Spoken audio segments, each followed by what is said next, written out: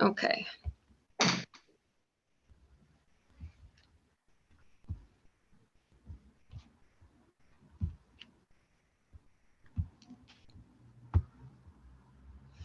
بدك تودي لها مثلا مسج على الواتساب تتاكدي ان هذا تليفونها؟ بعت لها، عم ببعت لها بس We are live on Facebook. oh, we're live. Okay.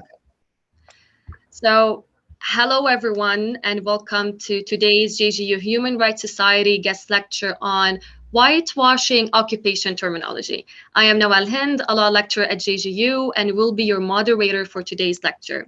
So allow me first to introduce our honorable and outstanding speakers for our event today. Ms. Mariam Barghouthi, a Palestinian writer and researcher based in Ramallah. She earned a BA in English Language and Literature from Birzeit University and a master's degree in Sociology and Global Change from Edinburgh University. She worked as a journalist and reporter with a focus on the Levant and published several socio-political commentaries from Palestine. She has undertaken evaluation and monitoring missions of humanitarian and development aid in Jordan, Palestine, and Lebanon for various governmental and non-governmental organizations. Her reporting and analysis have been featured in various platforms from Al Jazeera English, New York Times, The Guardian's BBC, and Middle East Eye, and many, many more.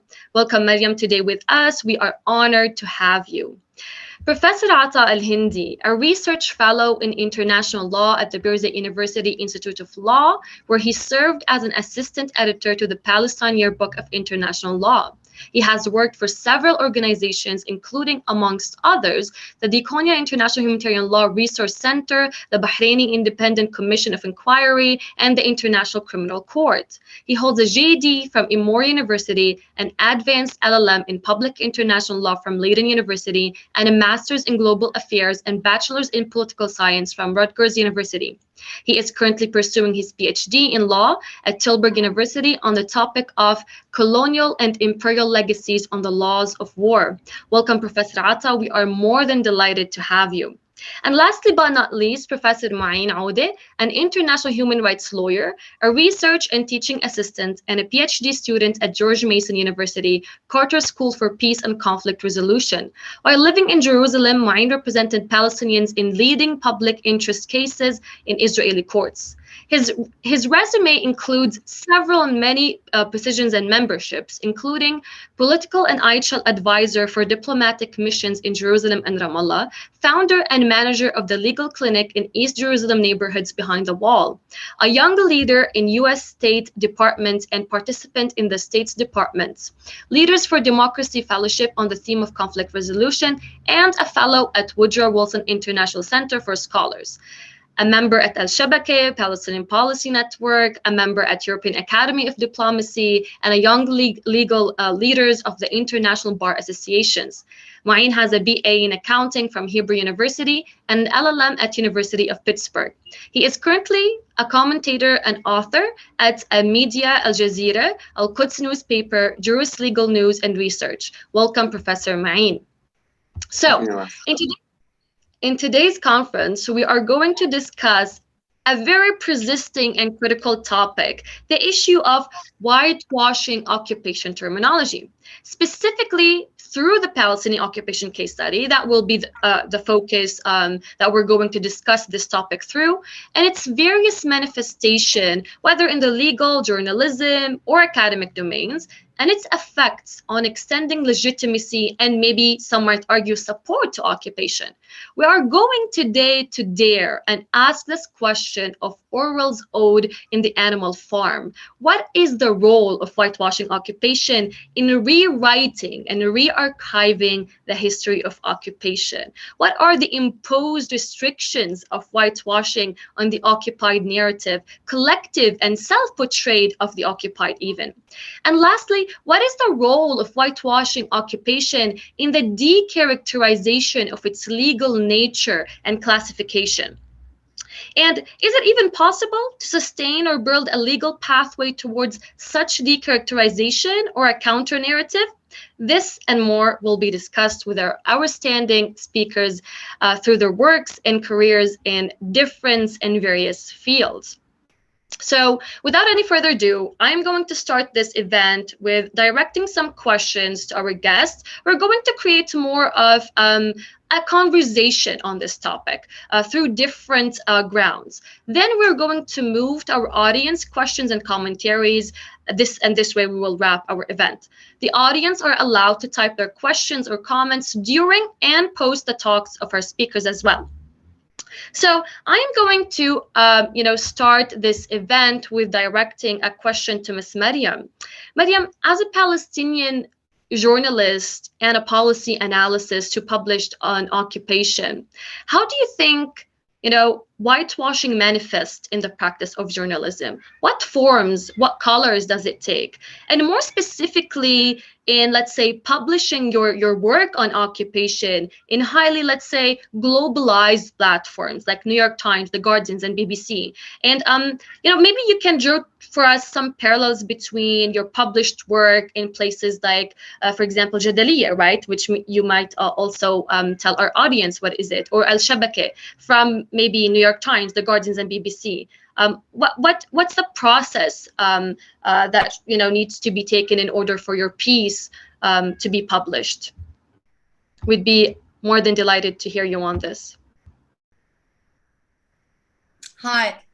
First off, thank you all for having me. My internet is a bit choppy, so if I'm speaking too fast or anything, do let me know.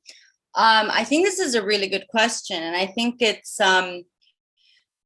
not very addressed, right? It's often reduced or relegated to a secondary issue or consideration. But more than this, it's often there's this reductionist approach to say, well, no, this is activist talk. What is whitewashing?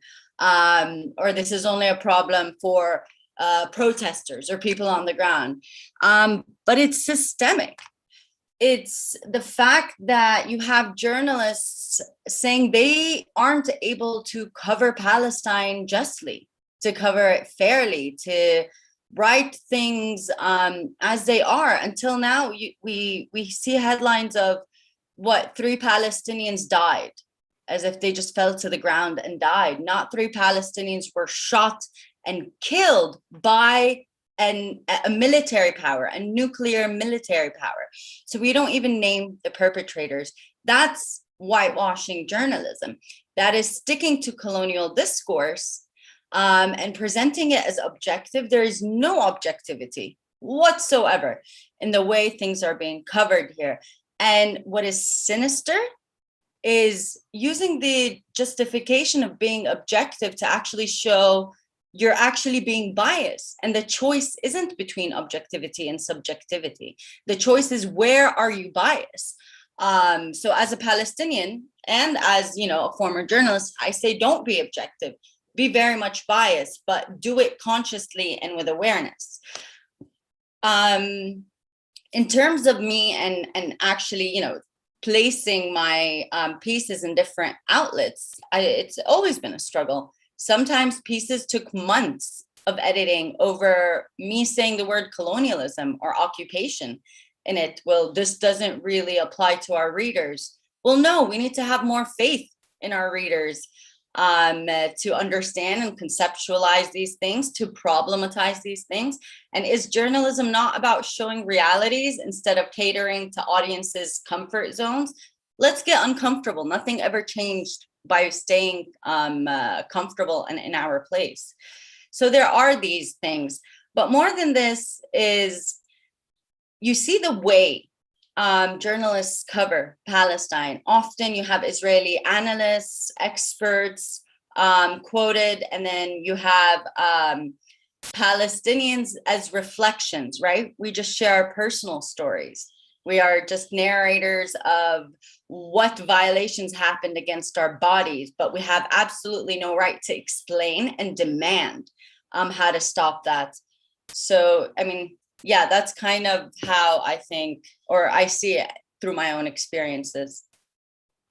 Absolutely. And, I think it is very interesting what you have said, and again, I would like to remind our audience is that Mariam is also a scholar, so she teaches journalism at Bard University, and I think I would also, this is kind of like a follow-up question on the previous point.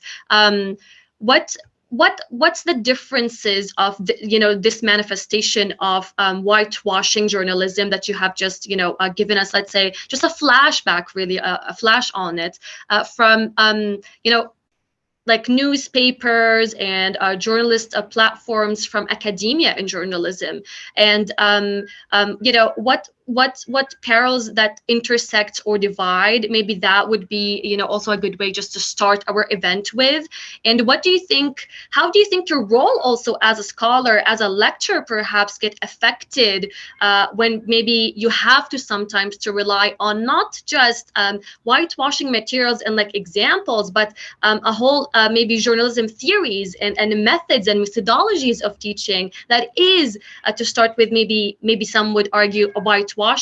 How do you deal with that? And do you think that your role gets affected with that? And lastly, I think again, perhaps I compiled a lot of sub questions in the same one. So let me know if you missed one. How do you think the whole concept of egalitarian liberalism and journalism supports or intersects with, oh, you know what, let me represent the other narrative, which is the occupier narrative. I'm just simply representing their point of view. How can we process all of this when we're speaking and talking about whitewashing occupation from a journalist, a scholar, an academist?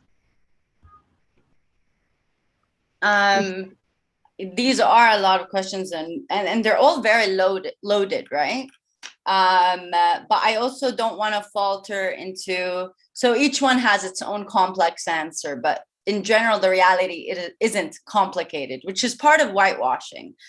Journalism and academia and the exchange of information, we just say, well, it's too complicated, instead of exploring, well, no, it's actually just a complex labyrinthine system, but it's not complicated. It is oppression, it is colonialism, it is ethnic cleansing, apartheid, persecution.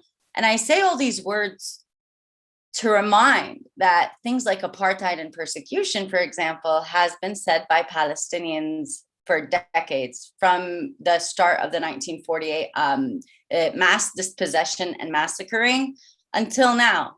But scholars, international and regional, only started saying it when Human Rights Watch came out with a report on April 27th, as if it needed that validity. So for me, in the classroom, I often enter informing, the students that I am subject to be flawed, and that anything I extend is my lens. So I try to keep it critical, and that includes being critical of ourselves. But in terms of struggling in that regard, I do realize that even, in certain syllabus and courses, it's very Eurocentric. We're teaching about these different opinions and approaches that I don't want to say aren't relevant, but practically are inapplicable to our, context and dynamic. They help in expanding knowledge, but what they do is also, so Frantz Fanon kind of spoke about this in The Wretched of the Earth, but it helps nurture an inferiority complex here. And I think classrooms and any knowledge exchange are spaces for empowerment. So yeah, and more than this is I don't divide my role. I don't divide myself across scholar, journalist, activist, or any of that. What I do is these are all spaces and mechanisms of creating and sharing knowledge and information. But something I apply in the classroom that's also a whitewashing of journalism is trauma. So I try to be very aware of questions I ask.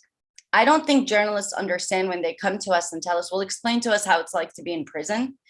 They are actively asking us to trigger our trauma.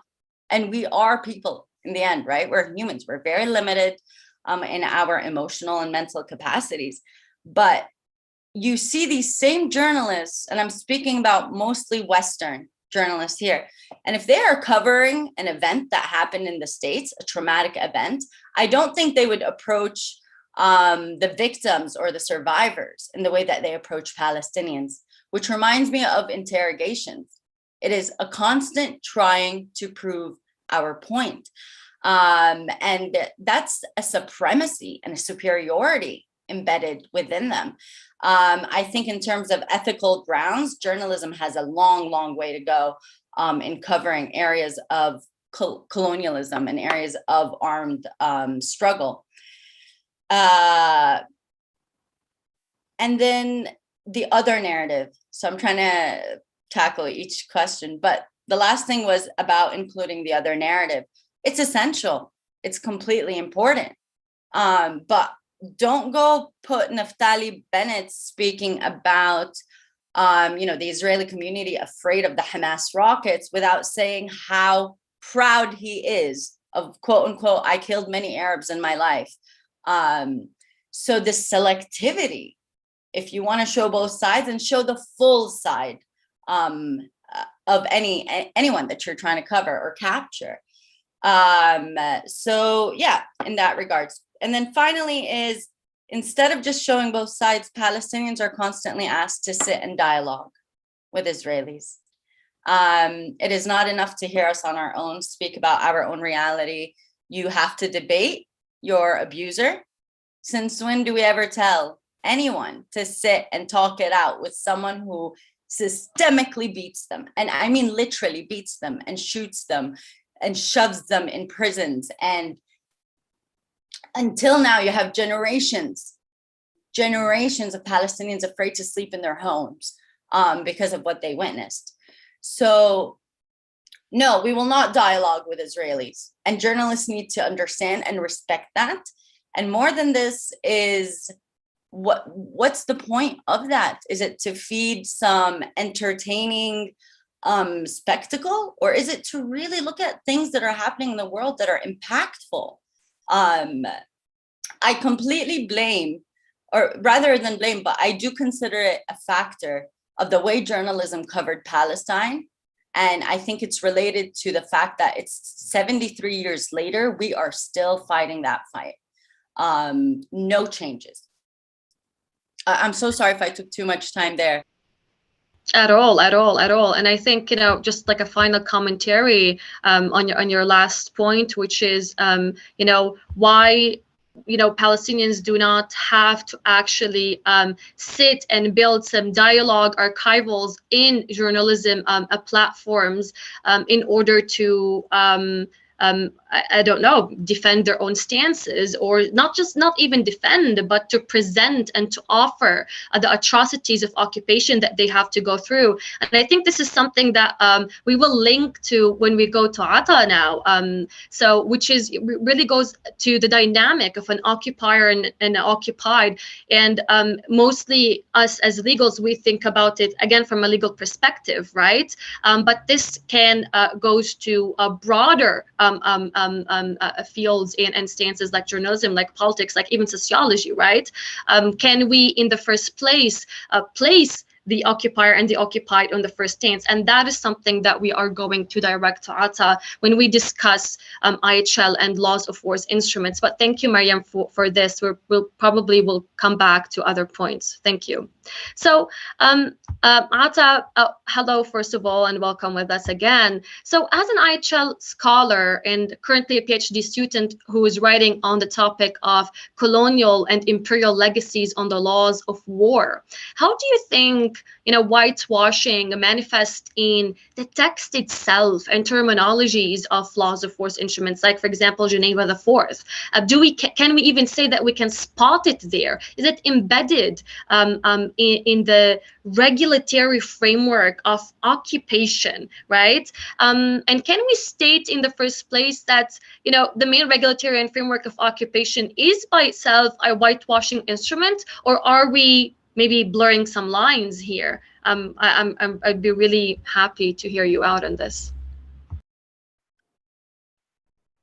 Thank you very much for having me and for the question and to put me on a panel with these wonderful participants.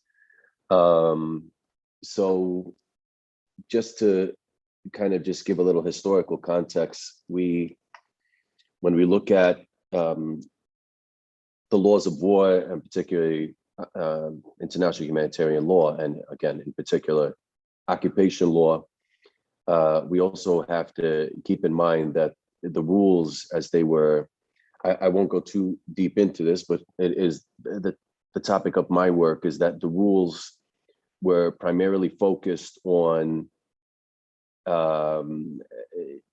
the interests and the views and the perspective of states at the time, right? So when we're talking about the Hague Regulations in 1907, we're talking about a colonized world, a colonial and imperial world. And then in 1949, very similarly, while there were a number of states that had achieved independence, at least at face value, their participation was significantly limited in the way that the rules were formed and later in its very beginnings, how they were applied and interpreted, which includes occupation law. And there's been significant work on these topics. And then later on in 1977, with this additional layer on how we're supposed to look at occupation law, we see some variations in terms of strengthening certain rules and an attempt to codify them and bring them to the core in a world that was largely, again, at face value, decolonizing. But that doesn't mean that those legacies don't continue to exist. So the way I'd look at it in particular is in two ways. There is the attempt to completely misconstrue the laws pertaining to occupation with respect to the situation in Palestine. And then the second part of it is just completely ignoring it altogether.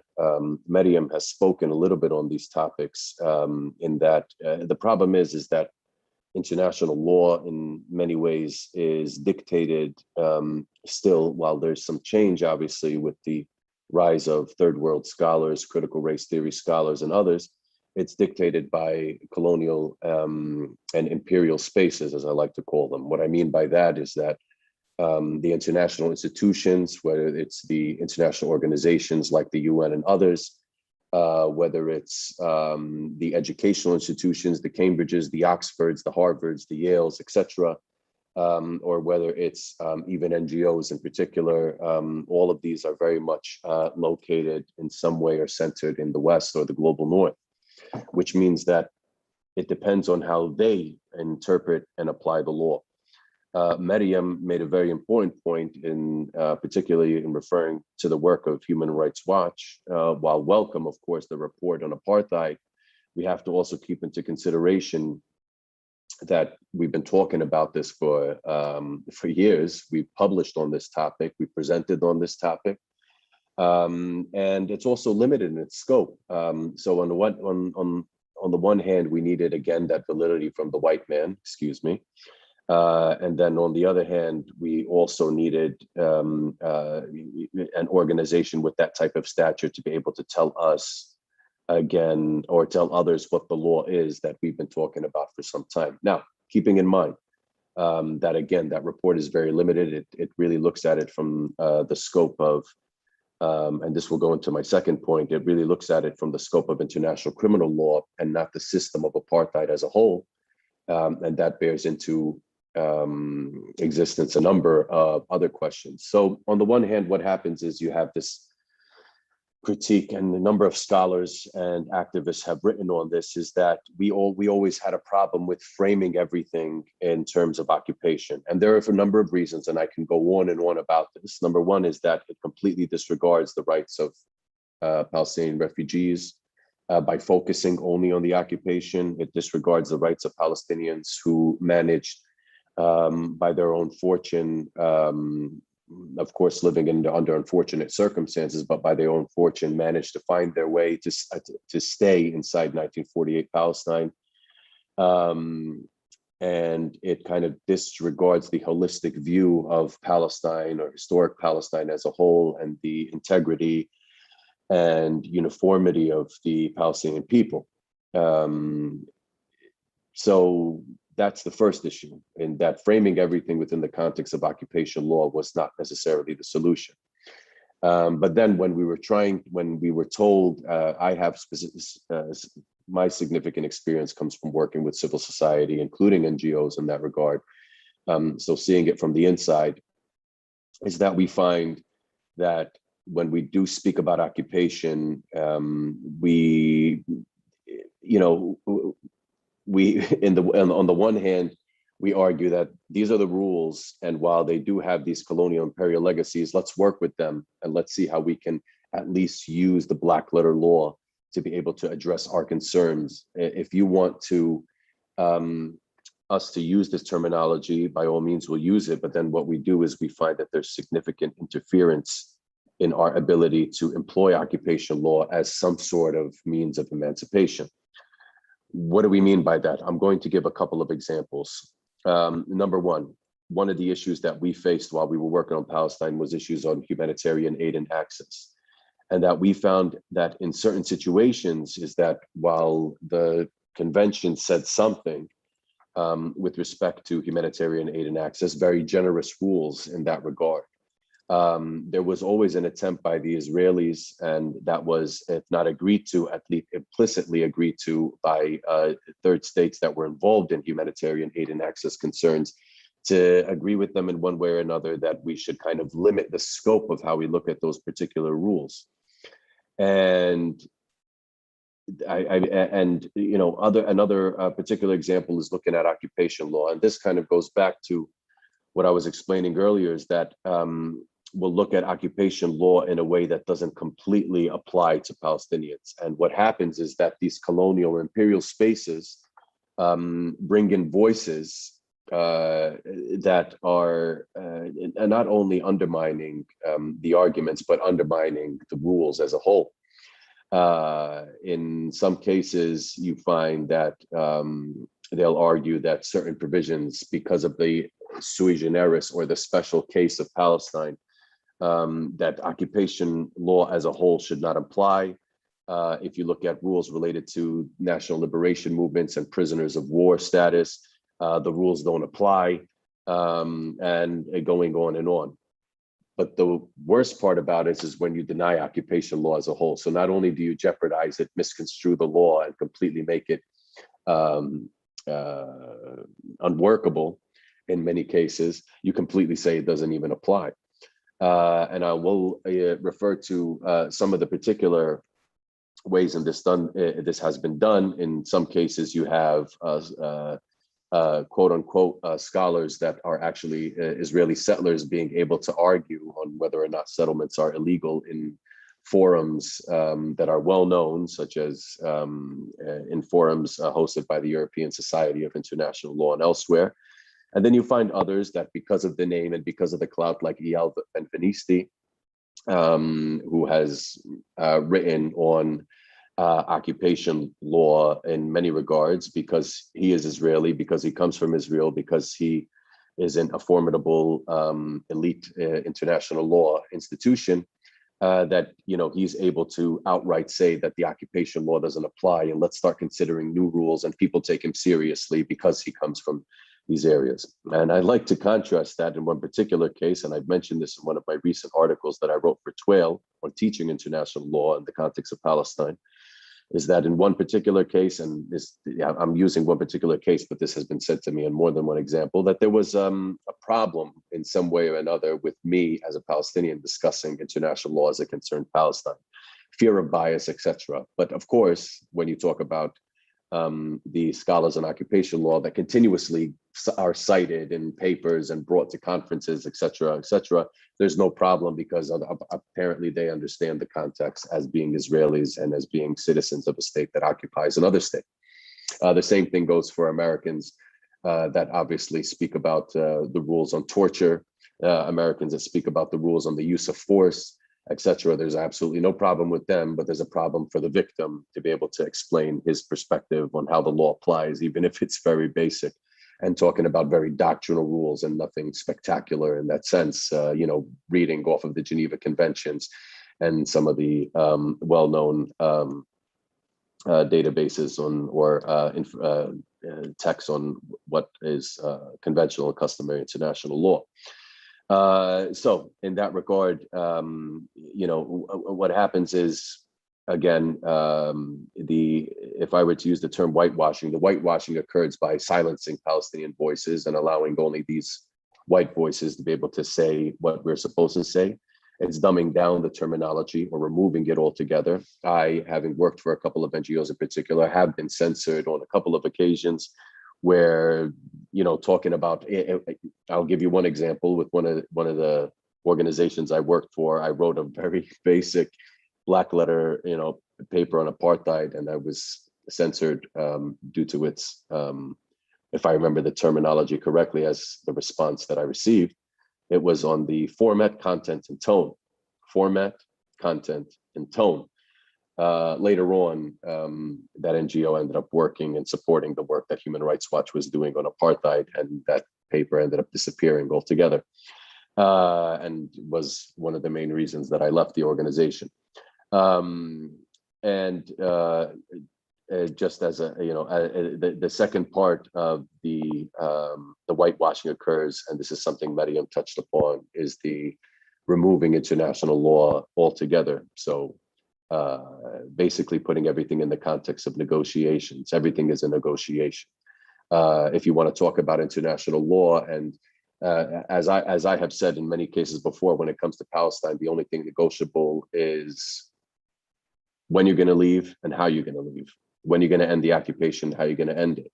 The only thing negotiable, in other words, is your timetable for ending the occupation in its entirety. But if you look at the terminology today and what is found acceptable by the powerful states and the colonial imperial spaces that discuss the context of Palestine international law, that cite these scholars, you'll find that they start talking about things like land swaps and what can't be done. Settlements. It's not practical to remove settlements and stuff like that, and everything needs to be done in the context of negotiations. A complete negation of international law altogether. And this is where Twail, Critical Race, and other scholars and practitioners come into play, because obviously over time we've been committed to changing the way that the rules are viewed, and one of the things that I explained in my research is that it's not about changing the rules altogether. It's about sticking with the law as it is, with an idea that it can progress. So it's not only you can critique the law, you can critique its colonial imperial legacies, but we're going to take it as it is. Just don't try to use basically double standards when you apply them between white states and black and brown states. And I'll end at that. I can go on and on, but I hope I answered the question to some extent. No, absolutely. I think you did extensively, and I'm just thinking out loud with you. I think you're right regarding us as whether not just Palestinian scholars, but as Mariam said, maybe journalists as well. If we are ever to present any kind of work, whether a legal work, whether writing an article in a journal somewhere, there's a higher threshold that is being applied upon you, and somehow or another, before even hearing you out or reading you out, you're immediately or by default labeled as biased. And I can think of many examples where that happened, right? From moot courts, for example, and I think that as well extensively from your experience with us. By the way, Ata was our coach at Jessup moot court in Berzay, I think 3 years or 4 years ago now. So yeah, or even as a law lecturer now. So at Jindal, I've entered as to teach arbitration law, and then every time I would write a blog, for example, on giving an example, apartheid vaccinations in Palestine, I they would apply this bias lens or scope just by being a Palestinian. So yeah, I can definitely agree on that. But going back to our point, because obviously you've spoken about this extensively, I think my follow-up question would be, okay, so now we agree, at least here, right, that those legal instruments, those laws of wars, laws of occupation, more specifically instruments that regulate occupation, does not really place a direct and maybe genuine hierarchy between an occupier and an occupied, at least regarding the rights and powers that is being given to each party. And also we can agree that it's Eurocentric. It's obvious, not just due to the terminology, but who did draft those instruments, for what purposes. And let's not forget that, 2 weeks ago, we were lecturing in a course I'm teaching at Jindal on genocides. On Kashmir occupation, is the history of occupation as a word, just as a term, right? Where did it first came from, right? And then we can immediately link it that it was technically colonialism transformation into occupation, right? So this is just a simple way to put it. So yeah, we agree now on all those grounds, and then we ask ourselves a question: what next? As critiques of international, as Twale scholars, right? What do we do next? As you said, which is something that you have somehow referred to indirectly. Do we take those status quo, let's say, laws and regulatory and build some amendments that we wish to indicate, some progresses, or do we fight the battle of replacing somehow the laws of occupation, right? And is it even possible? And just one last quick, I think, thought of it: is it even possible to amend a colonial and imperial instrument and implement some non-colonial and imperial instruments? And I think this is Frantz Fanon have spoken about this extensively, and I'm not going to go in deep of his theory on this and is it really doable or not. But to you today, as a scholar, as Ata, who would go and lecture law students, what would be your approach, right? You've delivered, let's say, a couple of lectures on, okay, the conclusion is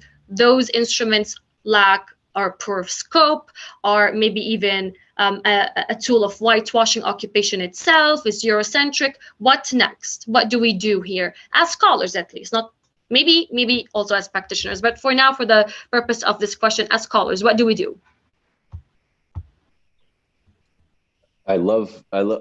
So we've had two references so far to Frantz Fanon. I'm gonna Yeah. So I love that. I'm gonna add a third one. One of my favorite, and I'm glad that I'm speaking here in a country that has been at the forefront. In India, it's been at the forefront of the third world approaches to international law movement and other critical movements in international law and affairs, for that matter. But there's the Frantz Fanon quote, and I think this is something, it's probably one of my favorite quotes. I'm going to butcher it a little bit, so excuse me. And he says that something along the lines of: the white man is sealed in his whiteness, the black man is sealed in his blackness. And basically he says that for some reason he finds the problem that for the white man, the black man can never reach the value of the white man's intellect, but the black man is always trying to aspire to show the value of his intellect to the white man, right? So you keep trying and saying, look, I can perform in the same room as you, I can write papers in the same place you can, I can speak the same way you do, but for the white man, you can keep trying, and we want you to keep trying, but you'll never be able to do what we do. And this is an important issue when we talk about international law and international humanitarian law. International humanitarian law is, as I've argued, and hopefully will be coming out in when my PhD does get published, is international law is a primitive law. Western and Global North scholars in their studies of other areas, you mentioned about how occupation law is basically kind of the evolution of colonialism, but you have to also understand that there's also the vice versa involved. And this is some of Angie's work and other scholars, is that when international law was made, when the rules were kind of agreed to, whether they were on paper or in mind, you know, whether they were conventional or customary, the idea was that these rules applied only between us, right? Only between the empires. And the rules didn't apply to everybody else. Whether it concerned navigation at sea, whether it concerned conflict, who's allowed to fight. So when, you know, Angie speaks about Vittoria's work in particular, Vittoria, who everybody praises as one of the gods of international law, Vittoria basically said that the quote unquote, the savages have no right to fight us because we come on behalf of God and the king and queen or whatever it may be. And this is something that has been taken on by the work of Frédéric Maigret and others, and that later on, you know, occupation law was really kind of meant to regulate the relationship between these empires and not the empires and their quote unquote subjects. And this is where the disparity comes into play. When you talk about occupation law, there is a significant disparity on many levels, and I can go on and on about this. But what happens is that you will find that there's a relative ease that's given to the occupier, particularly for certain types of occupiers. And what I mean is the West and Global North states, to which Israel subscribes to, in which they're allowed to get away with much more than other states would be able to get away with. Whether it's on paper or behind the scenes, in public or private, you see this all the time. And this means that the rules, while they seem nice on paper, it doesn't necessarily mean they're going to be enforced. And when you talk about the relative obligations of the occupied, you find that for some reason there's, you know, when it comes to certain issues that are in favor of the occupier, it's the occupied that has to keep track or be able to, you know, enforce the rules in one way or another. But on the same time, the occupier doesn't really have to do the same exact thing. And this is problematic, obviously, for many reasons. What you do find is that the occupation is allowed to go on, settlements are able to expand, children are allowed to be killed, the rules on willful killing and other particular are not particularly touched upon. And then you find, on the other hand, is that for some reason the Palestinians have a significant level of obligations, but they're not able to enjoy the certain rights that come from occupation. Gaza is the main example. If you look at the situation in Gaza, you'll find that there's a significant attempt by certain scholars and others to delegitimize the terminology with respect to occupation in a way that almost makes it seem that Israel isn't occupying anymore because they're not there, they're not on the boots of the ground. So it's wherever there's no boots on the ground. So it's wherever it seems to fit the narrative and there's less accountability. And I use the term accountability in that sense is because, again, going back just to loop it back into the, and I know I'm missing the last part of your question. I'm sorry, maybe I can get back to it after Maureen's part since I've spoken for a while now. But if you look back on the law of occupation with respect to the situation in the Gaza Strip, if you're not an occupier, you don't have the same right, you don't have the same duties and obligations, right? It's as simple as that. So the Israelis found it more beneficial for them to say that we're no longer an occupying power. And that means a lot in terms of what they are able to get away with. At the same time, there's also, when we talk about IHL, is looking at from this, you know, this forces view, this blind spot view. If you're looking alone at the law of occupation and trying to apply it without applying other relevant rules of international law, then you're also misguided. One of the main issues here is it concerns state responsibility. And a lot of states don't want to invoke the responsibility of other states, especially states like Israel, an ally.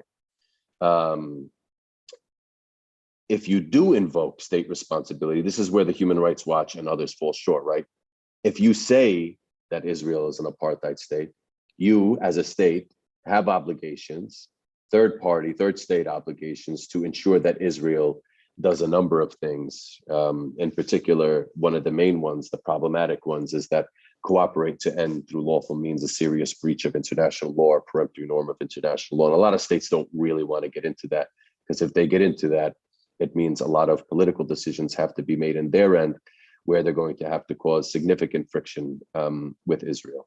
I'll leave it at that for now. There's the last part of your question. I'll maybe get back to it after Marine's part.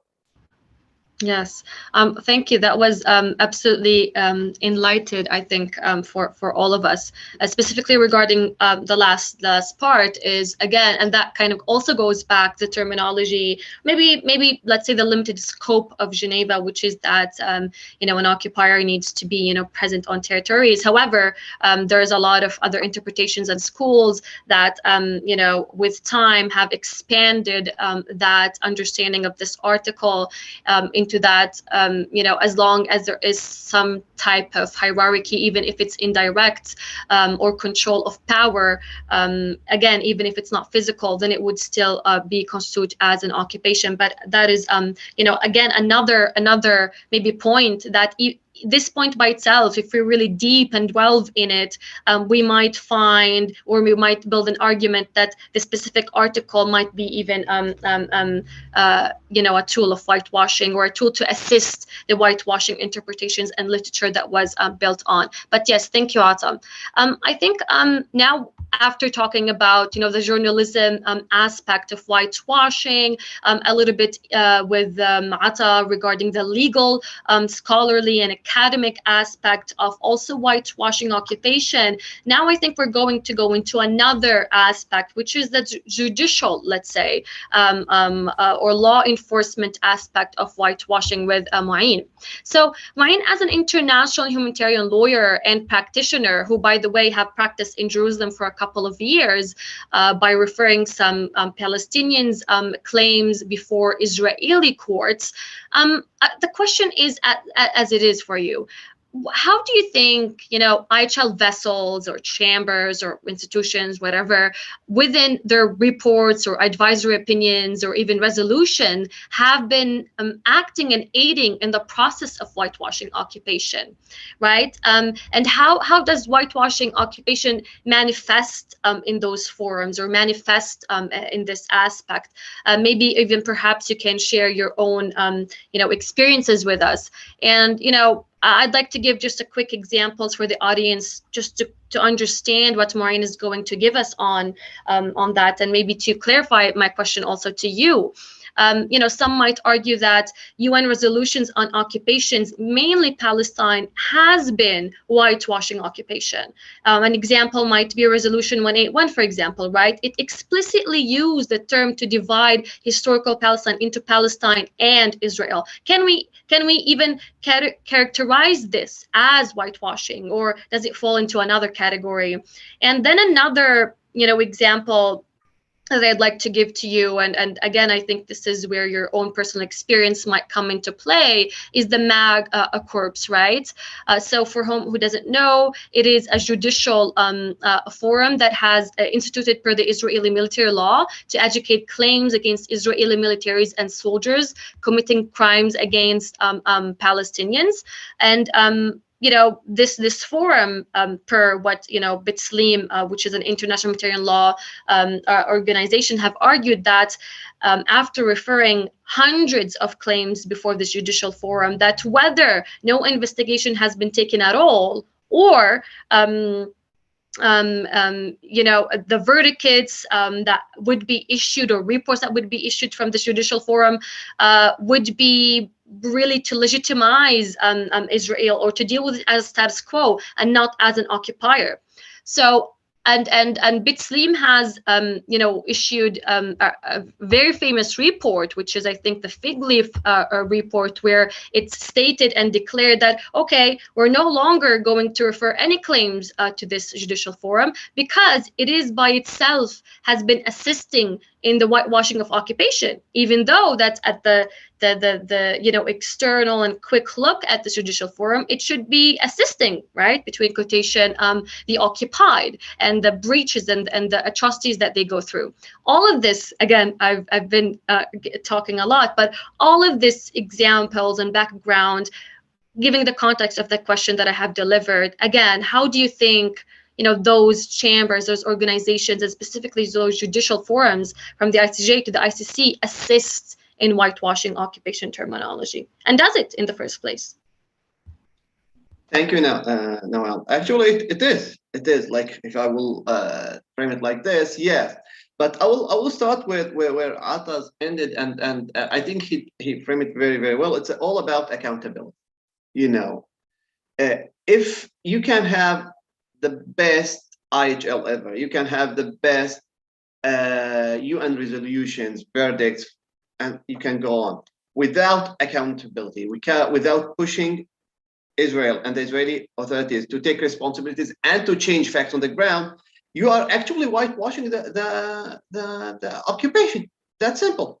Why? Because you are giving the whole world, not only the Israelis, the whole world, the feeling that Israel is a supreme power.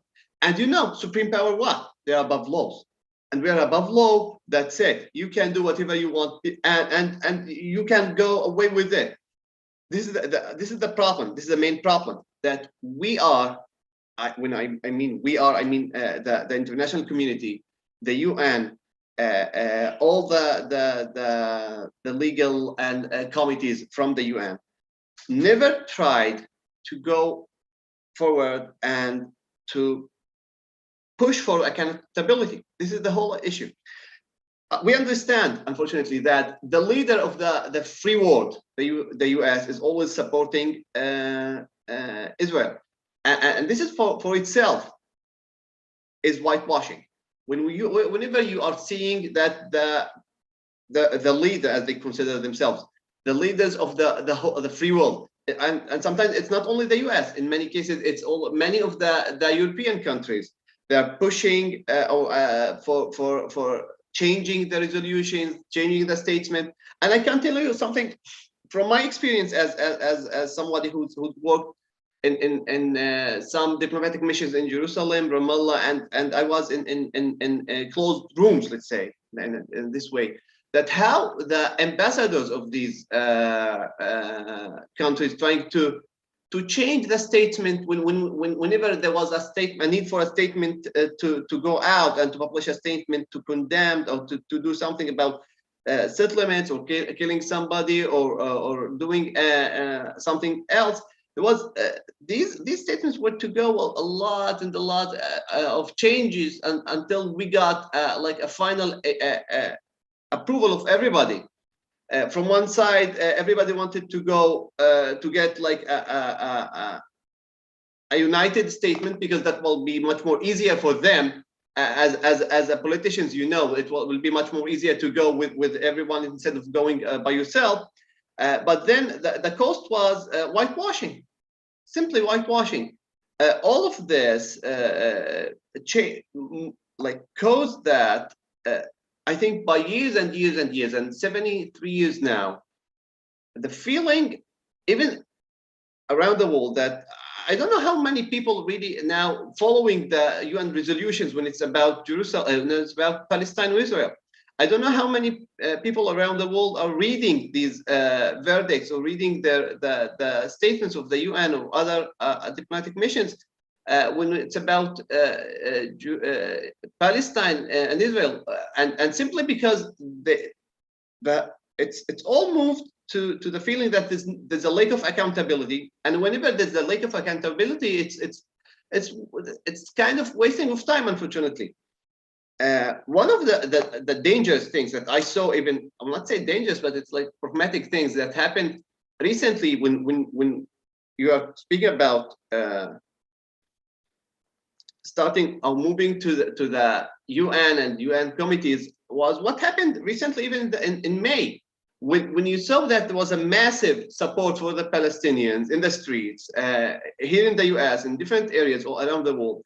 And whenever you are starting speaking politics, starting speaking about the IHL, suddenly you are taking the movement from the streets, which is have the very strong power, and put it in offices, and suddenly from offices to reports, and from reports it's shelved directly. So all of this helping Israel a lot in its Hasbara. And to those who doesn't know what is Hasbara, Hasbara is the Israeli public policy to speak to the citizens of countries. Israel has a strategy called Hasbara. Hasbara is you as the Israeli authorities, you go and speak directly to the citizens of other countries without even speaking to the government, and try to explain your own narrative. So from here you could see how all of these together, putting or allowing even Israel of whitewashing. And then I will jump here to B'Tselem report to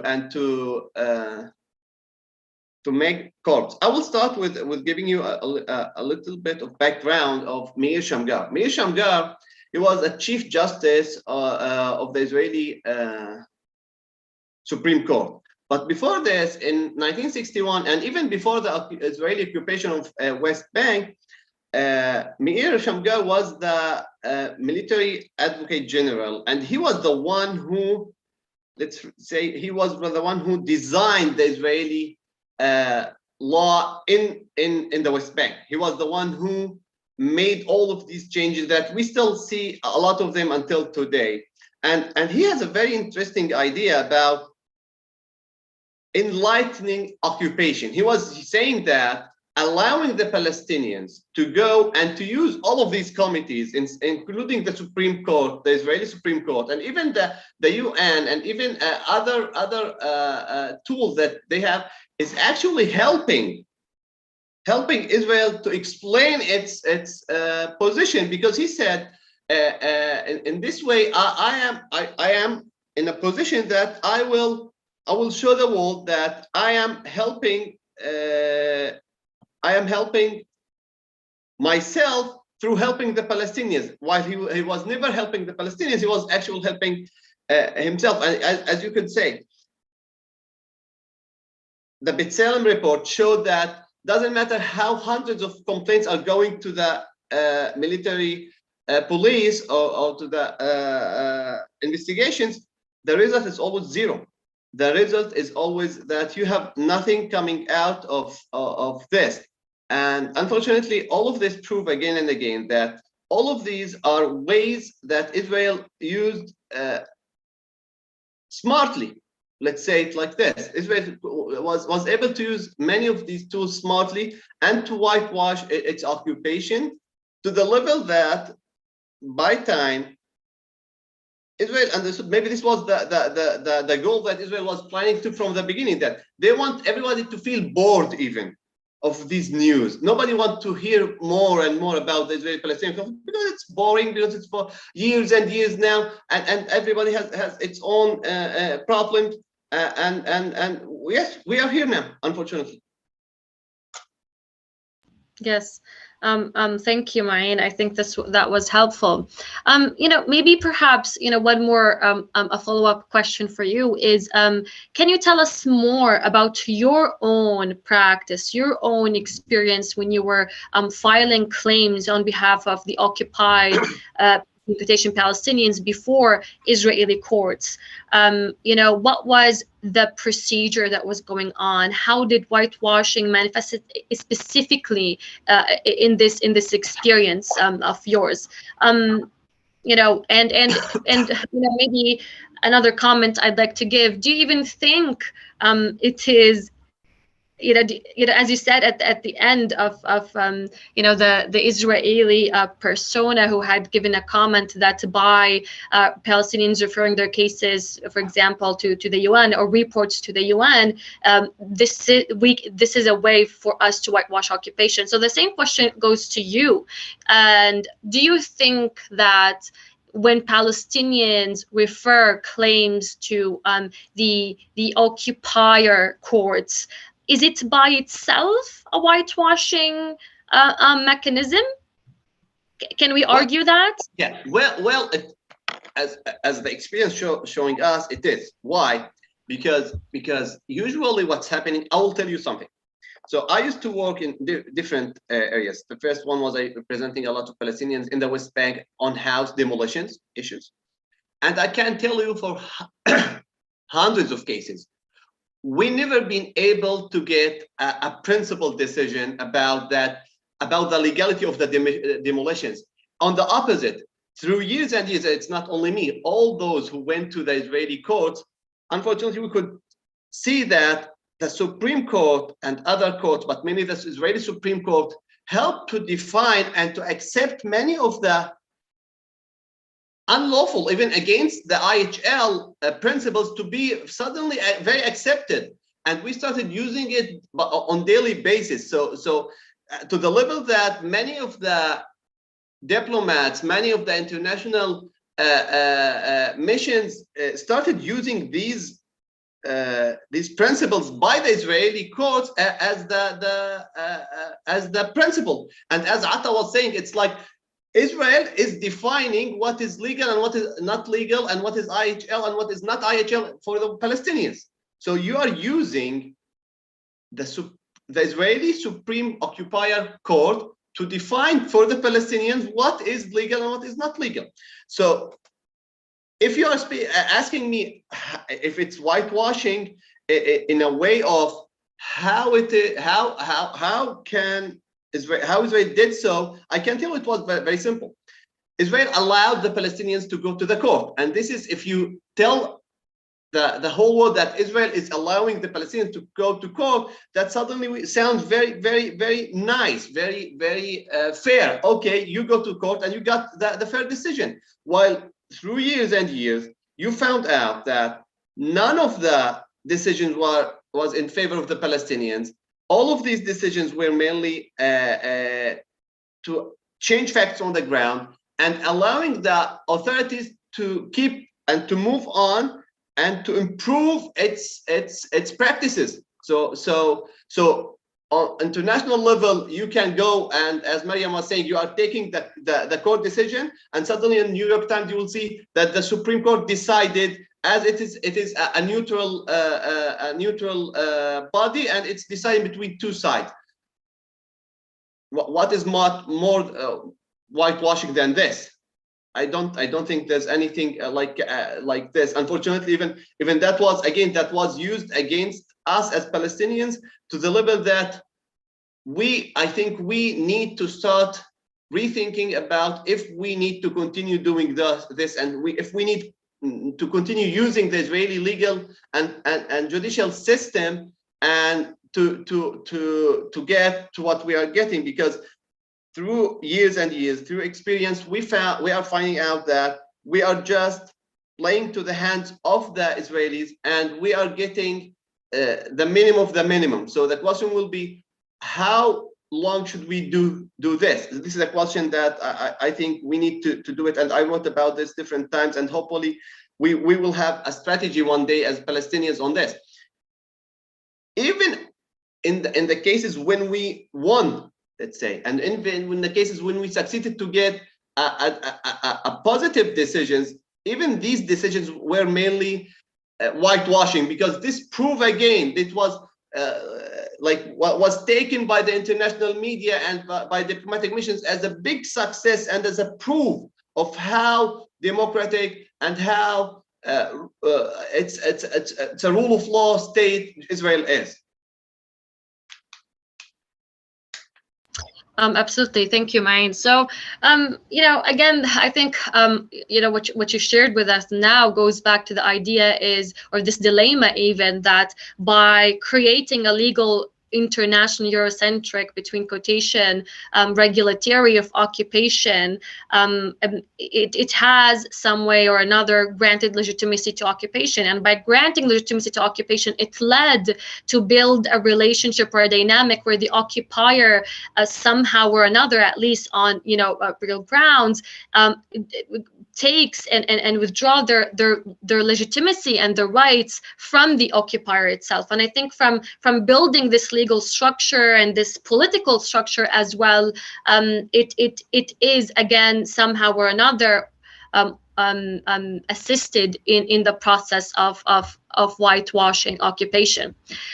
So this is first, and yeah, I think we all can agree on this, and that also leads us to another reflection and it's a question that has been presented in South Africa itself, and even in the Palestinian case study, can the occupier, when they deal and they build a dynamic with the occupied with the occupier, is it a way that it's not just is it a way to provide legitimacy to the occupier and to build further on that? Is it a way to whitewash occupation, right? So that goes back to the idea, should we maybe refer to a strategy where we isolate the occupier, where we delegitimize the occupier, irrelevant to the legal regulatory of it under international humanitarian law? So that was my final commentary.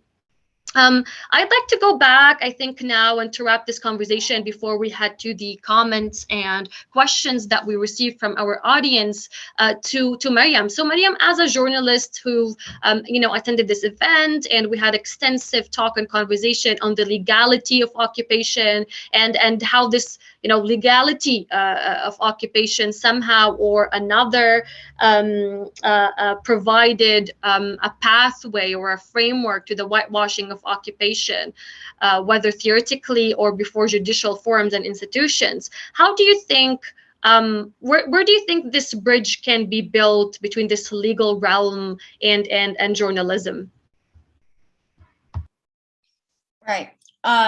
So I'm not, because I was late, of course. I'm not sure if we defined whitewashing in the beginning, and I kind of want to end with that. So whitewashing, we keep talking about it, but very simply, it's when you intentionally hide wrongdoing, when you intentionally hide crimes, or you embellish them, or you use euphemism. That is whitewashing. That is making something ugly seem beautiful, right? Something wrong seem right. It is manipulation in essence. And how do they all come together? The legal structures and journalism and exchanging of information. So I want to go back to the question on the Israeli court system. If we expect any justice from the Israeli court system, any justice system has to adhere to certain elements. First and foremost, maybe not be a settler that is dispossessing people, right? In a basic way. But other than that, you need criteria and indicators to ensure there is nonpartisan, non-biased judgment going on, right? And there are certain criteria to ensure the human dignity within these systems, because they are systems tied to incarceration, to chaining people, to criminalizing people as well. So within that, we look at the Israeli court, and I don't think it has any of those elements. So so we need to stop asking Palestinians whether to adhere to these justice court systems and actually unpack that. Let's start asking the Israeli courts, are they actually implementing law and justice and equality and fairness, right? Because that's where social cohesion comes from. That was the purpose of law and governance. So moving from that comes, well, Palestinians, we don't have a state. These nation state dynamics. So what do we have? International law. Now, journalism is not only a relaying of reality, it is the space of testimonies It is evidence. It is collection and archival work. It is the narration of history. And if we look at historical events, we notice that things began to change when journalism began to actually amplify voices, to make visible what is happening, from women's rights to racial inequalities and seeking justice, to queer rights, to political rights. These all, if you look at the way things were spoken about in media and changes at a policy level, they're very much correlated. But for us Palestinians, and I'm going to go to what Maureen was saying as well, journalism and law, right? So it's like, Maureen, you made a comment on, it's like, it turns it into even a point where I'm bored. Yes. So when you're following an approach of, if it bleeds, it leads, eventually people will get desensitized. And if you notice in the most recent period of escalated settler colonial violence, Palestinians weren't using the same discourse that is often used to represent them. When we were able to represent ourselves, you saw that we were unapologetic in our right to live. And Israeli settlers were unapologetic in their right to say and practice death to Arabs. So things were seen in a more raw form. And then came the censorship. Palestinian voices were being censored. And this is where I want to come to Atta, who said, the report basically had a problem with tone, right? So we were being censored because the images were too graphic, which I completely understand, but also we're living it. Imagine living it, not just saying it. And then being censored for saying things like Al-Aqsa, right? It was associated with Al-Aqsa Martyrs Brigade, an armed wing, when we were referencing the Dome of the Rock. So that was being censored because the researchers at these tech companies did not know Arabic and do not know context. But what happened was our voices were silenced in the middle of being shot at, in the middle of being dispossessed, in the middle of trying to find our last voices. And that's what that was, our last voices. In Gaza, all you heard was Allahu Akbar, Allahu Akbar, Allahu Akbar, because that was all that was left to do when the bombs were coming down and closer and closer. And then these agencies and journalists couldn't even afford us that last breath. So this is why it's problematic, because in the end, when we want to go to the international court, we're going to have to start from scratch. Right? Because even now, under legal dynamics, we can't try Israel for 1948. Maybe the earliest is 2012, because these legal structures are flawed. So when you keep us in this, you remember a few things. So a lot of the line of questioning during the most recent wave of settler colonial violence was, well, Hamas, Palestinian stones or rockets, then it's our chance. And then it's, they'll always have a reason. But an occupied population has the right to resist with armed struggle,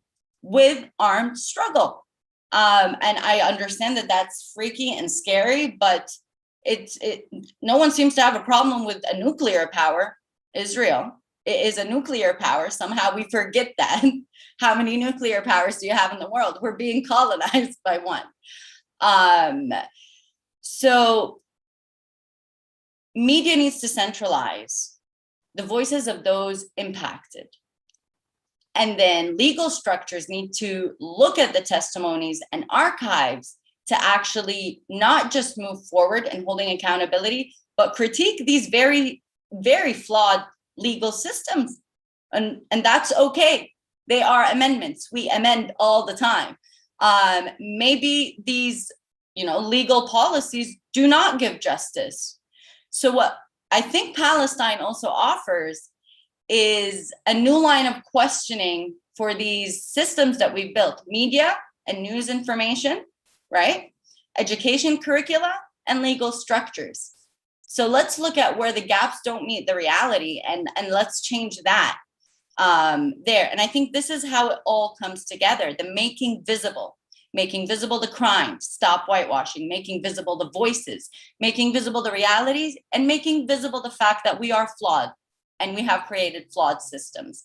And now it's time to address that. Absolutely, absolutely. That was truly an enriching commentaries, and that somehow kind of polish our whole event and build bridges between everything we were addressing today.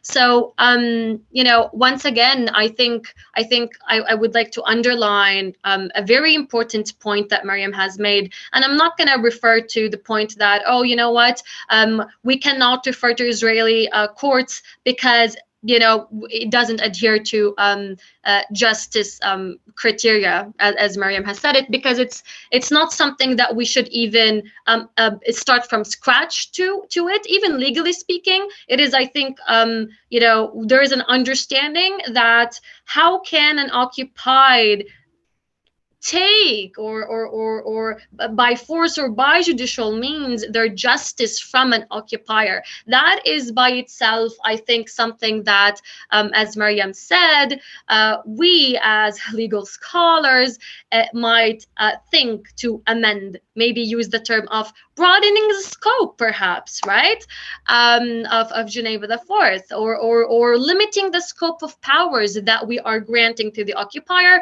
including the right to legislate and build judicial forums. So maybe that is, again, another point we can start with, which is something that Ma'in has spoken about extensively some way or another.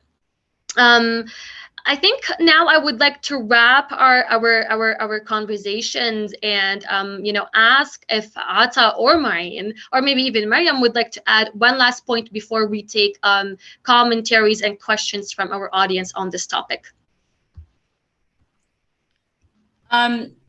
Maybe one last thing, since we're going to open for question and answer, right? Is the fact that sometimes we're not very aware of the questions we ask as journalists, as scholars, as participants, because what I've constantly seen is this attempt to delegitimize our struggle by asking the wrong questions, right? For instance, I kept getting asked a lot about the corruption in Palestinian leadership, the fragmentation of Palestinian governance. And I mean, I can understand these questions and I answer them often for the sake of exchanging knowledge.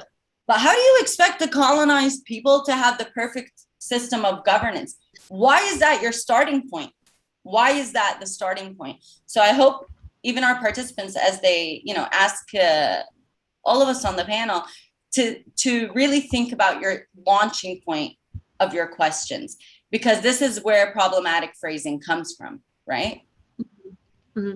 Absolutely, Mariam. So I absolutely agree with you on this point. And I think I would like to also add one last commentary before we head to the questions and answers stage of our event, which is the point that you made about or regarding that, Palestinians have been often presented in media by others, right, by third parties, where they have to start from the point is, believe me, I am truly being occupied, kind of, right? But we have been saying it for long enough that if you give us the chance to represent ourselves without this filtering through colonial media platforms, I would dare and call them, we will not start from this 0 point. It's an occupation and we will build upon it. And I think this is exactly why,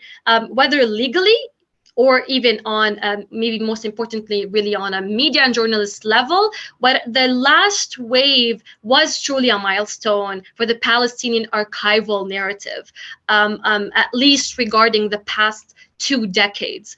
So this is our last commentary. So let's start with the questions that we have here. And the first question, actually, we have it to Mariam again. And it states as this: does the whitewashing of occupation terminology become internalized in the upcoming scholarly work in Palestine? Does it also become a priority to unlearn and redefine these dynamics? This is a question from Professor Rija Ray. She's a historian at Jindal Global University. Hi, thank you for this question. It's actually one that I admit I'm struggling in answering, and that's because I do think that the whitewashing of the occupation, you know, it comes with its own language and terminology. But on the level of how much, or the extent of how much it's internalized, and of course, I'm speaking based on my own observations. You know, I didn't research this. I think it is, and it is not. So it is by those that have worked in the NGO sector. It is by those that have worked in institutions that, you know, create most of Eurocentric curricula. I do think it is, you know, internalized by those that must constantly interact with the institutions that operate on this terminology, right? It's you can't say colonialism in professional journalism. That is the language of the past, right? And you're sitting there trying to convince them, no, it's very much the present. So there is that kind of problem. So you end up sacrificing a lot of your own language because you think, well, do I want the bigger message out or this? But you don't realize that you're actually, you know, producing a wrong message when you engage in that. So yeah, I think it's internalized by those that work in these specific sectors more than the population. The population doesn't really care. Yes, thank you, Mariam. And then the second question goes to Atam, and it goes like this. How do we counter the influence of whitewashing when it acts like censorship, such as the case of Mrs. Ata's experience in research and academia? And that refers to the tone, right? Our tones. How do we include an honest and objective narrative? And I think I would like also myself to hear a little bit more regarding the objectivity definition, because we use it often truly in this era, and it's we rarely find some people who actually define objectivity. It sounds like a term that is being thrown anywhere these days to fill on certain ideologies and principles.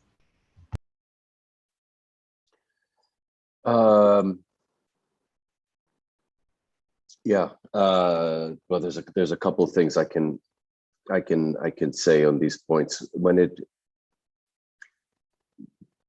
the term itself, when we're talking about objectivity, becomes applied very stringently when it's a Palestinian speaking, as opposed to when it is an Israeli speaking, or someone that identifies or allies itself to certain positions of Israel with respect to the situation. I have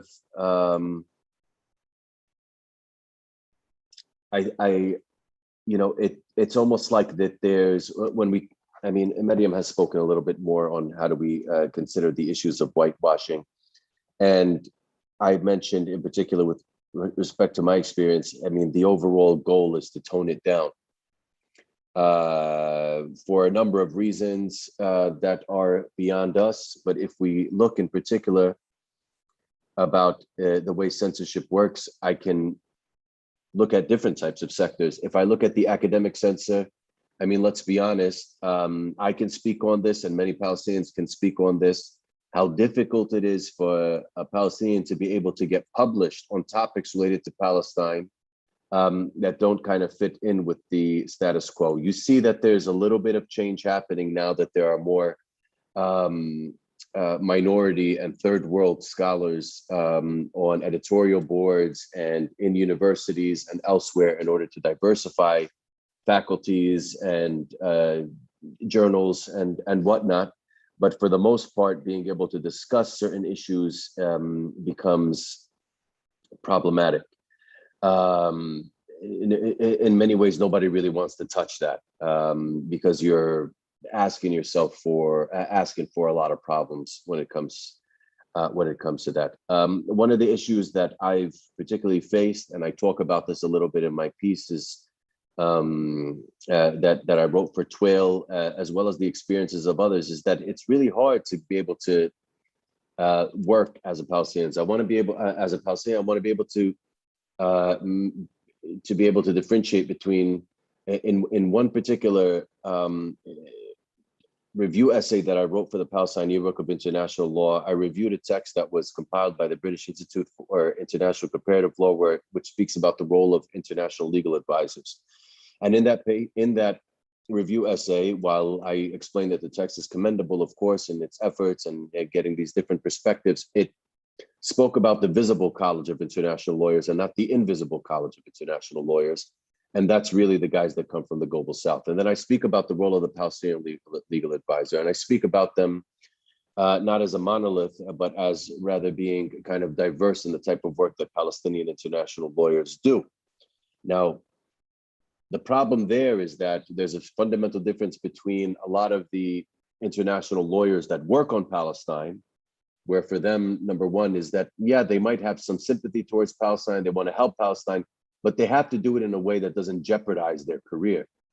And they have to do it in a way where it makes sense to their colleagues in France, in the United States, in the United Kingdom. But then when you talk about the Palestinian legal advisor, you understand that the Palestinian legal advisor, the Palestinian international law is not afraid to be able to, that we're not committed to an institution, we're not committed to an NGO, we're committed to a cause, right? If you ask us, what do? We're international legal advisors, not for an NGO, not for a specific institution, we're international lawyers for a cause. And we have to stick with that cause. And we shouldn't be censoring ourselves, especially when we're talking about law. So if it's okay for, Western global northern universities to talk about very problematic areas of international law in the sense that it really kind of pushes back against the progressive development of international law. But then you want to talk about the Palestinians in the way they want to speak, then you find that not only that we're being censored, but there's also a case of self-censorship. And we worry that if we say something wrong, that it might be problematic. Certain terminology in many ways not allowed to be used, or it shouldn't be included in this part of the article, or you need to be careful about what you say, and all this stuff that we've heard in many cases before. That, I mean, obviously is should be considered a thing of the past. Things are changing, and there's a movement where we understand that that we're allowed to talk, and we shouldn't be censored. And you find that this new generation, and this kind of goes to, well, this new generation of we'll get to that later, but this new generation of international scholars and practitioners is more willing to listen than it was 20 years ago. We saw what happened early on in the year with respect to the situation throughout Palestine, in Gaza and in Jerusalem, is that you had people interviewing Noura, Maryam, others in many cases, and they're not asking to bring in some crazy settler to debate them. They're actually giving them the platform, not all the time, of course, but they're giving them the platform to able to discuss certain things. And I think that if we want to talk about the legal academy, which is something I've been working on a little bit more, that 20 years ago, if you were a Palestinian scholar and you said one thing about Palestine, it was over for you. You have no chance of finding a job in the academy.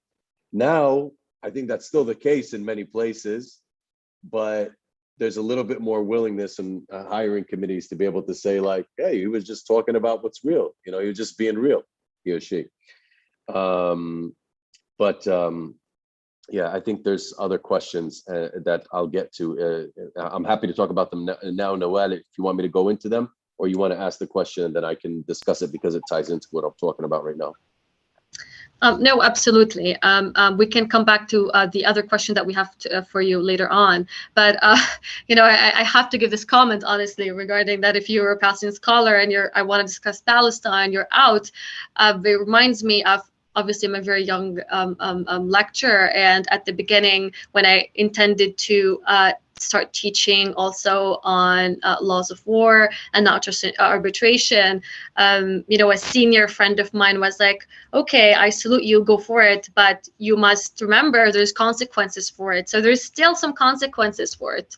But moving forward to the other question, this is for Professor Ma'in. What is the role of international diplomatic institutions such as the UN in protecting the role of Palestine journalists and scholars? What role does it or should it as well? Should it play? Well, let's keep in mind, I'm not defending even the UN, but let's keep in mind one thing. When all of these institutions came to life, they never thought that there will be such a long-term occupation. Nobody thought that one day there will be a 73 years occupation. So from here, and nobody understood that this could happen, even because everybody was thinking that the occupation would be only very temporary and for a few months, years maybe. They must even. But we should keep in mind all the time that it's not about, the international law is not about the law, unfortunately. It's about the politics. And it's about the country's interests. And it's about how the West seeing the East, or how the West is looking at Israel. So in many cases, unfortunately, it's not about what the law is saying. It's about how you understand the law, and how you even not only understand it, and how you implement this. Because you can have tens, even hundreds of reports to defend and to help the journalism and the Palestinians, but without implementing these reports on the ground, it will continue to be useless, worthless, and even whitewashing, because it's proved again and again that you can write whatever you want, and Israel can do whatever it wants. So this is I think this is the point that we are reaching to now, and we need to change it. How we can change it? We need to work more and more. I mean, as Palestinians, we need to work more and more with more allies, because we could see that there's a lot of allies now. They're going publicly, and they're supporting the Palestinian cause, and as Atta was saying, that we are seeing more people are willing to speak about this. So we need to put all of these people on the spot, and asking for their help. This is, I think this is the only way, and to keep trying. Without this, there will never be a solution, unfortunately. Thank you, Mu'in. Another question we have here for Miriam. Can you describe the role of the media in the politics of Palestine? Do they propagate the whitewashed narrative or counter it? It's a little bit broad, but perhaps you can share your thoughts on this point.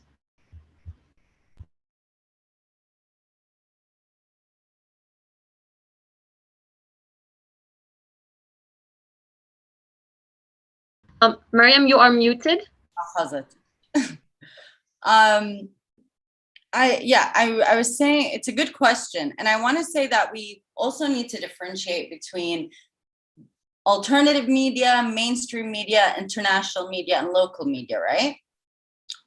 If you look at media organizations, they often are backed up by certain investors who have their own, positions and ideological backgrounds, and all of these things, which impact the way you cover it impacts the lens by which you're going to see things, and the lens by which you're going to, share things.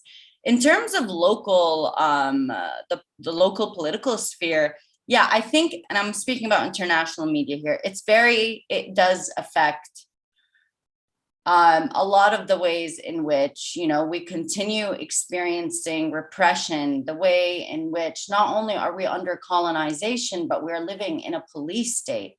And this is because instead of focusing on the crimes committed, instead of focusing on realities, the way media covered local politics was just this emphasis on factional division and strife, and not from the perspective of Palestinians, more as a case in point to, you see, Palestinians don't know how to govern, or Palestinians don't have democracy. But of course, when we do have parties democratically elected, the results are negated. So the influence of media on Palestine is less about crafting it and more about what they choose to highlight at the expense of what they're concealing. And it really either emboldens criminals, for me, like the Palestinian Authority, and Hamas authorities as well in Gaza, or it can help make their crimes visible so that they know they will be held accountable, if not by the official legal systems, at least by civil society, by isolating them, which was a point you made, Nawal. Should we instead isolate Israel? Yeah, you do want to isolate abusers. They should not feel resourceful, comfortable, or impugn to being held accountable in committing their crimes. Absolutely, Mariam. And one more question to Ata, and it goes like this. Is race a factor in the biased representations that we encounter? And this goes very well with a current PhD thesis that Ata is currently writing.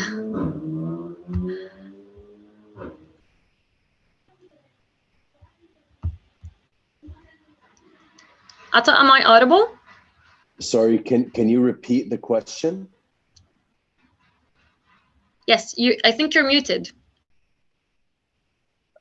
Am I still muted? Can you hear me? Yes. Now it's good. Do you want me to repeat the question perhaps? Yes, please. Yes, please. So the question goes like this, and it's is race a factor in the biased representation of an occupier, for example, or an occupied, just an occupation case study? Yeah, that's a given. Yes. This question is from Professor Mohsen Attar. Oh, okay. Okay. Now that puts a lot of pressure on me to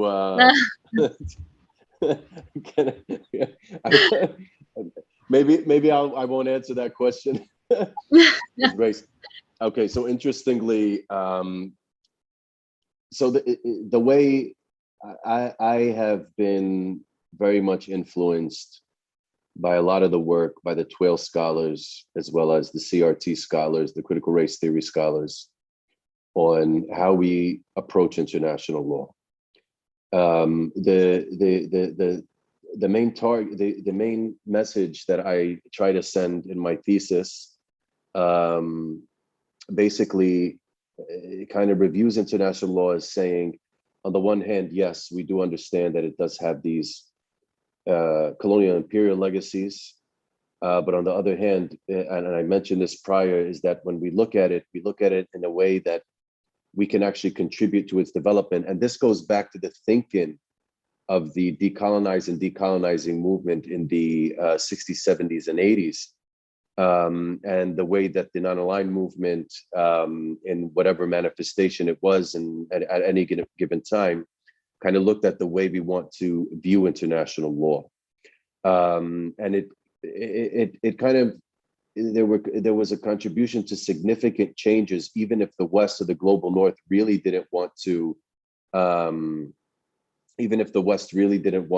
of admit to kind of losing ground. And this is really the crux of my thesis. And I use certain examples in this regard, including in international humanitarian law, including in the way we look at the right to self-determination. And I look at that by analogy. It's not a main focus of my thesis, but in many ways, the stuff that is written as law kind of lost all value.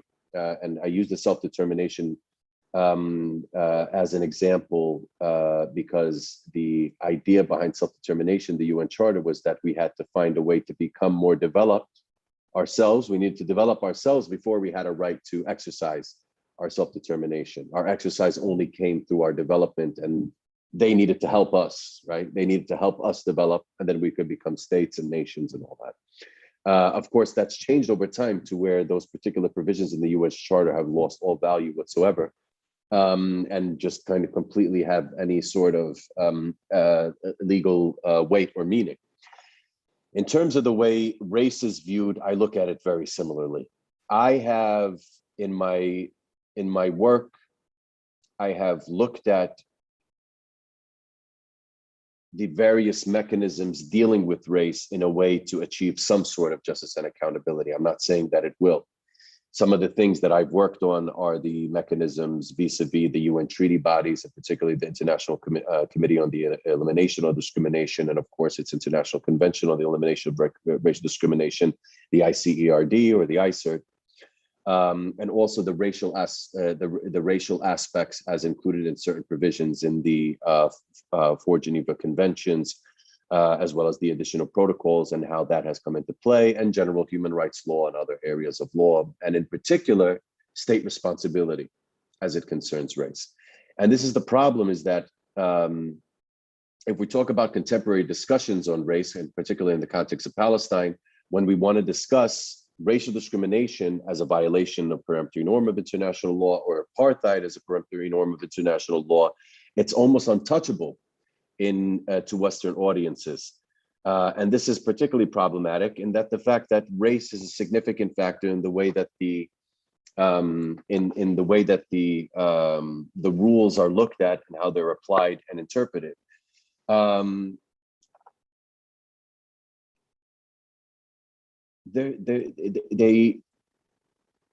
If we were white, the rules would be looked at very much differently if we then the situation that we are in, this, brown, living as part of a brown and black world. Going back to Francis Fanon, when he was talking about the black man, he was talking about the black man as being holistic of everything that was not white, of everyone, who was not white. And the bottom line is that we don't have that same level of privilege in anything that we do, whether it's in scholarship, whether it's in practice, whether it's in journalism or whatever else, is that we need the white man to be able to glorify or to be able to expand upon our points in a way that you have to wear a white man's suit to be able to present the law. And if I were to talk about in particular in the way that the rules are formulated, is that we need to understand that the rules are formulated in two ways, in that they're formulated as if we assume that the rules are going to be applied on a non-racial bias. And that if there's any fear, the second part of that, if there's any fear that there's going to be any sort of race issues, racialization or racism, don't worry. If we look at the treaties on occupation law and stuff like that, we have a few terms, just, control search, and you'll be able to find that race is specifically mentioned here. So, and not only that, it's that it's grouped generally in these sort of non-discrimination provisions in which it loses all value whatsoever and just kind of gets into muddied waters. So that when you want to speak about issues of race in international humanitarian law, or issues of race as it concerns peremptory norms of international law or international human rights law, you kind of only look at very specific issues of maybe this police officer might have been racist. But even if you look at this concept, Maureen brought up the very interesting example of the home demolitions. The key case on the home demolitions is a racist opinion. It's racist in the sense that when you look at the arguments that were brought, right, and that the way that the court responded, the judges that find their way into these, conferences and are, met with applause in these classrooms in throughout Europe and the rest of the white world, you'll find that when you speak about when they discuss that case, one of the issues that the lawyers tried to, that the applicants tried to discuss was saying, why do you apply home demolitions only to Palestinians and you don't apply them to Israelis, right? And they found this weird combination of applying Judaic law and some security papers from some random professors elsewhere to say, well, it's really the Palestinians that are the troublemakers and we need to deter them. And the only way to deter them is to demolish their families' homes. But it's not going to work for Jews because in many ways they're basically more civilized than we are. This is what's referred to as Regulation 114. If you want to look it up, it's on the Hamoked website, which is an Israeli NGO that talks about this. And it really doesn't discuss, and if you look at the critique or the discussions on that visit, whether they're scholarly and the blogs or whatever, nobody wants to discuss the racial components of this. And that in many ways, the law needs to apply differently to savages. The law needs to apply differently because they're not white, because they haven't learned from white traditions. And if they did, again, to repeat Frantz Fanon, is that they're really not going to be at the same level as us. And we really need to apply the law in a way that kind of removes all of these aspects. If we need to deal with discrimination, we'll deal with it separately. But in the context of applying the law, let's remove any aspect of this, and maybe we'll leave it to somebody else to discuss racial discrimination. And I think that one of the things we need to do, and this goes into one of the questions that's going to be asked, is that we need to really ask ourselves, to what extent are we avoiding it? To what extent are we avoiding discussions of race when we talk about these issues? I want to give one quick example in discussing the plight of Black or African Americans in the United States, is that they are told to deal with discrimination within the context of the US and the justice system and constitutional law. But when we want to internationalize that struggle and bring them, and bring that to the attention of the international community, it's almost like it's untouchable. And again, it goes back to this issue where there's this sort of kind of implicit solidarity between Western states and the global North, where let's not open up that Pandora's box because we've done our job by passing the, conventional elimination of race discrimination, but you really haven't. If you look at the Apartheid Convention, which I also discuss a little bit in my thesis, really, there are barely any states in the global North, in the West, that really view it as customary international law and have refused to ratify that convention, even symbolically today. Absolutely, thank you, Atta, for this extensive elaboration. So another question to Professor Mouin, and it goes like this: can the existing provisions of international criminal law be extended to ensure justice for Palestinians? And I think we can delve in deeper in the extended term here. Thank you, Noah. Well, again, sometimes I feel that when we speak about the international law, we are speaking about, again, the international political will. Without a clear will from the world, without a clear will from the UN General Council, that we are ready to push Israel to take responsibility and to be accountable. All of these are just like we are just in the same circle. So for sure, yes, we can.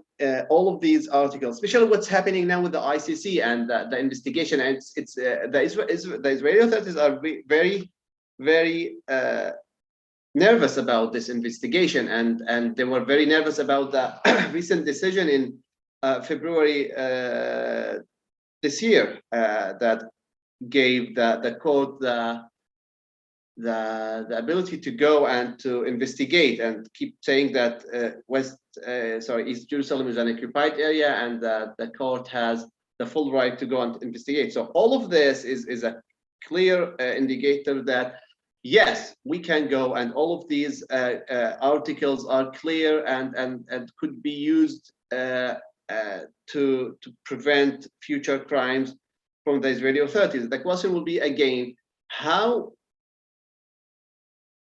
much the world itself will support this, and how much the big countries will hold Israel accountable, because without a clear support from the whole, or at least the big countries around the world, including the US, we will continue being in the same area, unfortunately. And sometimes you feel that without a full support from these countries, you will get to the point that all of this law, the international law, the international criminal law, is pushing, is became kind of like, I'll not say useless, but I will say that the feeling is that we are unable to hold the criminals accountable, and this will be always a big problem, because without accountability, all the laws we have will continue to be only on books. So the short answer is yes, but how can we do so is again through advocacy, through diplomacy, rather more than through and then the legal work. Because again, one of the problems I think sometimes that we are dealing with the Israeli-Palestinian conflict as a legal conflict, which is not. The Israeli-Palestinian is not a legal conflict; it's a political one, and we are using the legal tools to try to get justice, but it's not a legal problem. So whenever we should understand this, it's not a legal problem. And if you think you will find it a solution for the conflict through a legal tool, you will be wrong. Thank you so much, Marian. And lastly, a question goes to Atam. How sensitive should one be about their precisionally writing or teaching about occupation and specifically hegemony as an outsider to the context, even if it's from a place of solidarity? And this is a question from Professor Aman, who teaches on occupation law, specifically Kashmir and Palestine in Jindal Global University. Well, good to hear from you, Aman. One of the things, when I've done this work on Palestine in front of different audiences, including diplomats, state officials, parliamentarians, and others, to try to, classrooms, etc. And there was, there's always somebody, in the room that is worried about what you're going to say, right? There's always somebody that's worried about what you're going to talk about, no matter what it is. So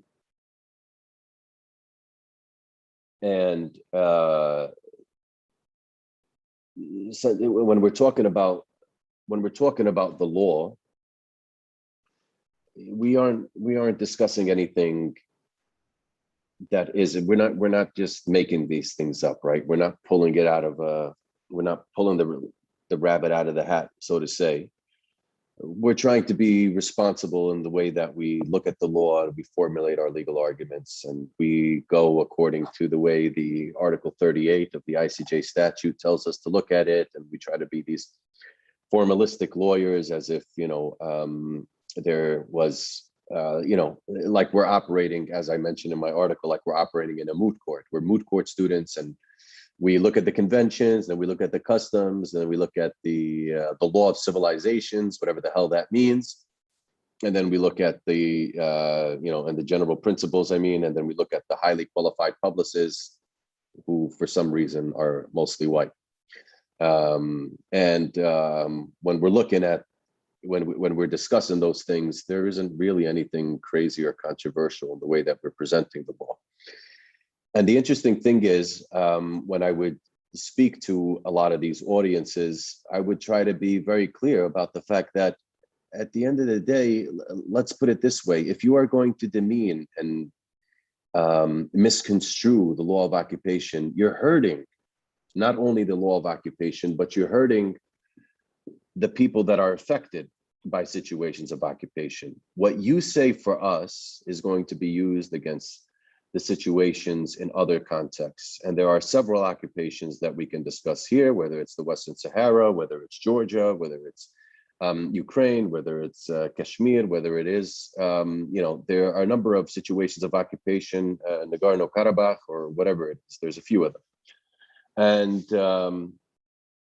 in each of these situations, there shouldn't be anything that we really need to worry about. The problem is that they make us worry because of the context that we're speaking about it in. It's not that we need to be fearful of the law of occupation. We need to be fearful of talking about the law of occupation in a given context. And I think that is the problem. And if the culture of fear is going to be able to control the discussions in our classrooms, in our forums and stuff like that, and I would say that we've lost. It's funny because Mu'in mentioned talking about the ICC, and I'm going to use this by way of analogy. The funny thing is that we would have European diplomats come to us all the time in several contexts that I was in, and they would tell us, oh, why are you doing this? Why are you going on to the ICC? What about negotiations? What about something else? And my response to that was like, you said that these are the rules. You said that everybody can use them because all you care about is justice and accountability. Doesn't matter what race you are, doesn't matter what gender you are, all of us are able to use these tools that you gave us to fight for justice and accountability. And now you're telling us when we can't use them. And the problem isn't the term occupation, the problem is Palestine in certain classrooms. The problem isn't the term of occupation, the problem is talking about Kashmir in certain classrooms and on and on and on. At the end of the day, I think that if you're talking about the law, there's really no sensitivity that needs to be involved. It brings me to an article that I was looking at the other day, and I'll close it off on that, is that when one of the 12 scholars was critiquing another scholar's book on post-colonialism and international law in a certain context, the other scholar didn't appreciate that critique very much. And then the 12th scholar responded, and the 12th scholar basically said, you know what, it's okay that you critique my critique in this way, but this is dialogue. For me, it wasn't dialogue at all. It was somebody having to attack and the other person having to defend. And I think that's the situation that many of us scholars, particularly dealing with these contexts that are not welcome really in international law spaces, because they make you worry about your career, they make you worry about how you're going to move forward, they make you worry about your own progress and development. And it's a struggle that we have to live with, all of us. Instead, they're really just attacking us, and we find ourselves having to defend. And in many ways, we're just talking past each other, to quote Jean de Promont. So I'd say that it's not about being sensitive to the law. The law is not really sensitive. The law is given. It's them making us feel like we have to deal with it because it's sensitive for them. It's sensitive for them because they don't want to talk about it. Absolutely. Thank you. Thank you, Ata, for this. I think this is it for today. We actually do have a couple more questions, but for time-wise, I think we're good to wrap it up here. I would like to again thank all of our speakers, from Ata to Maryam to Mu'in, for attending today with us, and we do absolutely hope to see you here again, perhaps on another topic with us. Thank you for the audience, and if anyone have any persisting question, you can direct it to our email at Human Rights Society JGU, and we would very much like to forward it to our speakers personally. Thank you, everyone, and I hope you have a good night or a good day wherever you are.